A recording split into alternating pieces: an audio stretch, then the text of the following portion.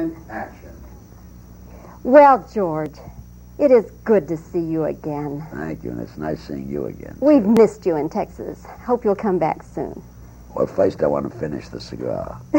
Then I'll go to Texas. Okay. George, Going in Style, marvelous film. I enjoyed it very, very much. But I want to ask you, you look so different. What do you think about the way you look in this movie? Well, I like it. I like it because it looks different. And I'm wearing a different head of hair in that picture. And I'm wearing different glasses. And it was Martin Brest's idea, the director. He didn't want me to look like I look now. And I think he was right. I'm sure he was right. Because I saw some of the stills. I haven't seen the movie. I haven't seen the rushes. You've seen it. But I haven't. But I saw the stills, and he's right. I do look different.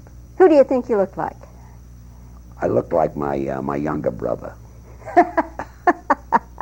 I look a lot like Dolores Del Rio. George, in this movie, you are a survivor. And in real life, you are a survivor. But has there ever been a time in your life when you thought, well, I guess this is it. I'll just cash it in? Never. And there never will be. Because I love what I'm doing. Isn't it nice? Look, here I am, 83 years old. And you came all the way from Texas to interview me. Why should I give this up? George, I would go around the world twice to interview you. Good. No kidding. Good. No kidding. Well, good. I love what I'm doing. For instance, yesterday I'm doing a country album. A country. I'm going to sing country songs. I recorded 4 songs yesterday. I'm going to record 4 more tomorrow. That'll complete the album. Can you give me a couple of lines of one of them? Well, let's see. The Arizona Whiz. The campus crowd was noisy as we waited for the show. We all came in to see the king of rock and roll. But when they pulled the curtain back, an old man stepped out, climbed upon a stool, and a hush fell on the crowd. He said, I'm sorry, folks, but the star ain't going to show. He missed the plane in Abilene and said to let you know. Now, they'll give you back your money any time you want to leave. And he took out his old mouth harp and wiped it on the sleeve. And then it goes into the chorus. Isn't that a good verse? I love the lyrics that they write in country songs. They tell such a great story. George, you have an incredible memory. Now, most people your age can remember what happened in the past, but you remember, like the lyrics to this song. I have a great memory, huh? You do? Can I tell you something? The worst. My memory, the reason I remember it, I sit there and work at it. Let me tell you what a bad memory I've got. I had a secretary work for me for about 16 years. Every time I went to lunch, I'd take her with me because she knew everybody. She'd say, that's so-and-so coming to the table, or that's so-and-so saying hello. And finally, one day, she leaned over, she says, the fella coming your way is your brother Willie. That's how bad my memory is. But I worked very hard. I know the script before I do the movie, but I worked very, very hard at it. I got a good memory that way, I can learn it, and I remember it, and then the next day, after I've done the show, I'm finished with it. Now, the reason I know the songs, I just did them. But if you asked me next week, I couldn't do what I just did. I'd forget what the campus crowd was doing. George, if you hadn't been George Burns, who would you like to have been? Why would I want to be anybody else? I never thought of it. I wanted to be in show business. And how I got the name of George Burns, the name of Burns, I've had that since I've been 7 years old. They used to be the Burns brothers truck people. They sold coal. And we came from a very poor family. I used to wear knickers. So every time a coal, I'd pal around with another little kid, A.B. Chaplin, on the Lower East Side. And every time Burns brothers truck would pass, we'd pick up the chute and the coal would fall out.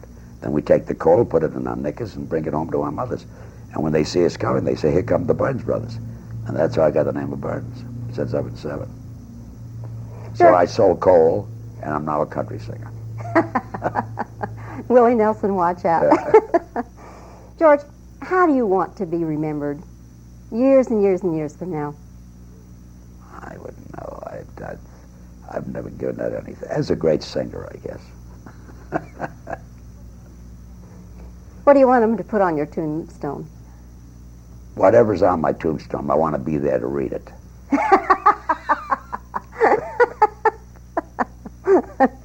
Okay, George, very quickly. What's the biggest laugh you ever got? There's no such thing as the biggest laugh. No? There's always one bigger. And there's always one smaller. Sometimes you can go out and tell your top anecdote, and you'll get a very, very big laugh. And the next night, you're dressed the same way, the same timing, the same cigar, in the same hand. You tell that same joke, and it doesn't work. So there's... The easiest one I've ever made laugh was Jack Benny, because, you know, he laughed at anything I did, you know. And, but the biggest laugh I wouldn't know. I'll tell you who I think is the funniest man I've ever met, I've ever watched in my life. I would say would be Charlie Chaplin. He made you laugh a lot, huh? Yeah, but I thought he had it. I thought that he was original. He made it up. He invented it, and he did it, you know. There are a lot of great comedians, you know. Red Skelton's a fine comedian. Jack Benny's a fine comedian. Ed Wynn, Sam Bernard, Louis Mann, Groucho Marx. You go, but Chaplin had a little something special for me. Can I add one you didn't have in there? Who? George Burns. Oh, well, you were right down the list there. George, as always, you are such a dear and such a delight. Thank you. Take care, stay young, and When God is the bless. last time we talked? About 2 years ago. Well, or we'll so. do this every 2 years for the next 30. Terrific. Okay. Thank you, George. Thank you. And cut. There we did it. Just, oh, Good. beautiful, beautiful.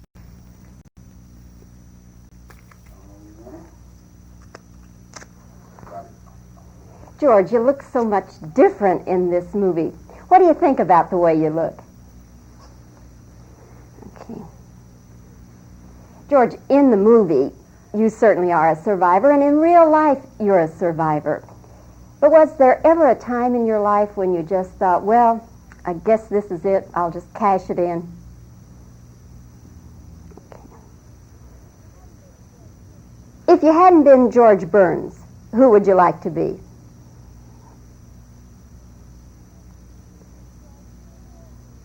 George, years and years and years from now, when you're gone, how would you like people to remember you?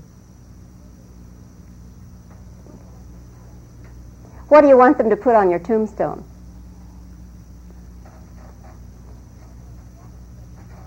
George, what's the biggest laugh you ever got?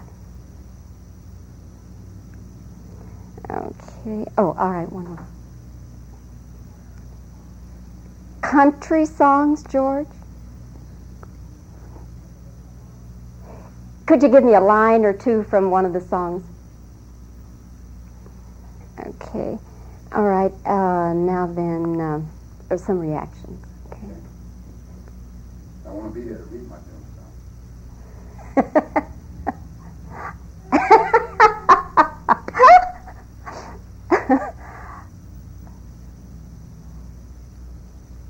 See, that's the biggest laugh I ever got.